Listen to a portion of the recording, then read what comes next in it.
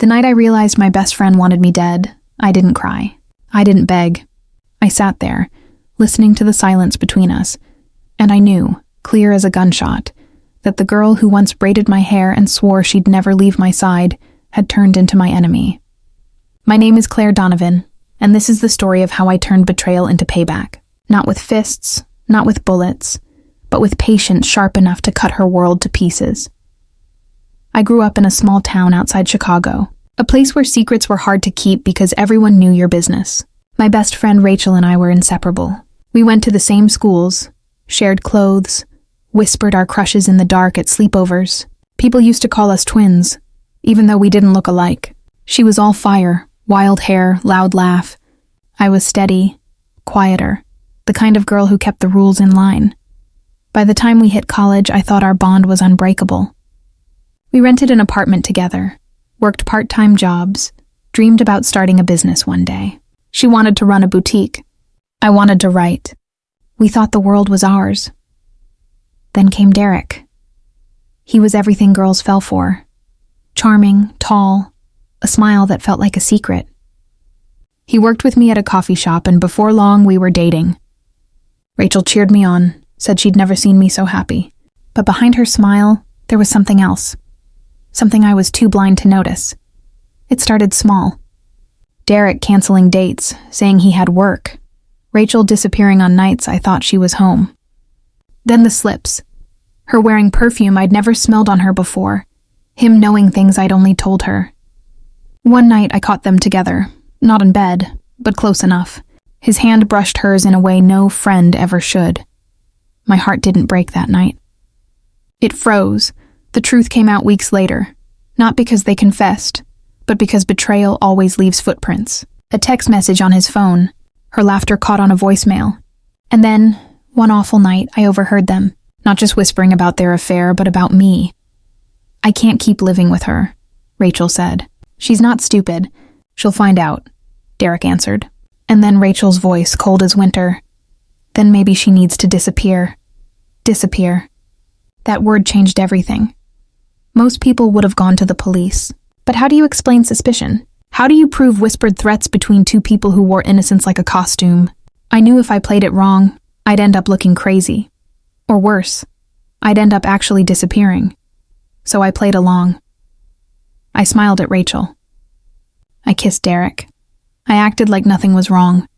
But inside, every nerve was on fire. I began to plan. Revenge wasn't just about payback anymore. It was about survival. The first step was patience. I documented everything, texts, receipts, photos. I built a folder of their lies, piece by piece, while pretending to be blind. Then I started pulling away their supports. Rachel loved attention. She lived for social media, so I leaked just enough truth, anonymous tips, carefully timed photos, to turn her perfect image into doubt. Her boss heard rumors. Her friends whispered. Opportunities dried up, Derek. He was easier. He wanted money, quick routes to success. I knew his weaknesses because I'd once loved him.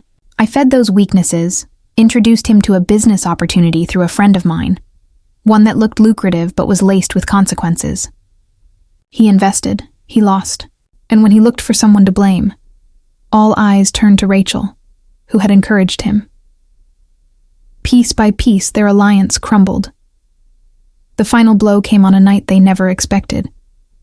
Rachel confronted me, tried to play innocent. She said I'd ruined her life with lies. I let her scream, let her dig her own hole. Then I laid it all out. Every photo, every text, every voicemail. Her face drained of color. Derek walked out that same night. 2 months later, she was gone. Out of the apartment, out of town, out of excuses. Derek's life spiraled into debt. Mine? It was quiet again. Now people ask if revenge satisfied me. If it healed the wound. The truth? Revenge doesn't heal, but it balances. It restores. It reminds the betrayer that you are not prey. You are the hunter. Rachel thought she could erase me. Derek thought he could replace me. Instead, they erased each other. And me? I learned the sharpest weapon isn't rage, it's patience. So if you're listening, take this with you. Betrayal doesn't announce itself. It whispers. It hides in laughter and hugs and promises that sound sweet but rot from the inside. And if you ever hear someone you trust say you should disappear, don't run. Don't hide. Smile. Wait. And make sure when they fall hard enough that they never get back up. Because sometimes revenge isn't about winning. It's about making sure the people who tried to bury you drown in the grave they dug. And then I waited. The night it all came to a head was cold and sharp. The kind of night where the air stings your lungs. Ryan stumbled out of a casino, tie loose, wallet fat with money that wasn't his. He didn't see me at first, standing under the street lamp. "Evening, cousin?" I said. He froze, then smiled that fake smile he always used when he was cornered. "Danny, what are you doing here?" I pulled a flash drive from my pocket, held it up. "This is your life. Every dollar you stole, every deal you made, every lie you told. And copies? They're already where they need to be." His face went pale. He tried to laugh, but it broke halfway out of his throat. "You don't know what you're starting," he whispered. "Oh, I know exactly what I'm starting," I said. And then I walked away. A week later, Ryan was gone. Some say he ran. Others say the men he owed finally collected. Me? I didn't care. Because for the first time in years, I felt balance. People ask if it was worth it. If all that time, all that darkness was worth the price. And I tell them the truth. Peace never mattered to me.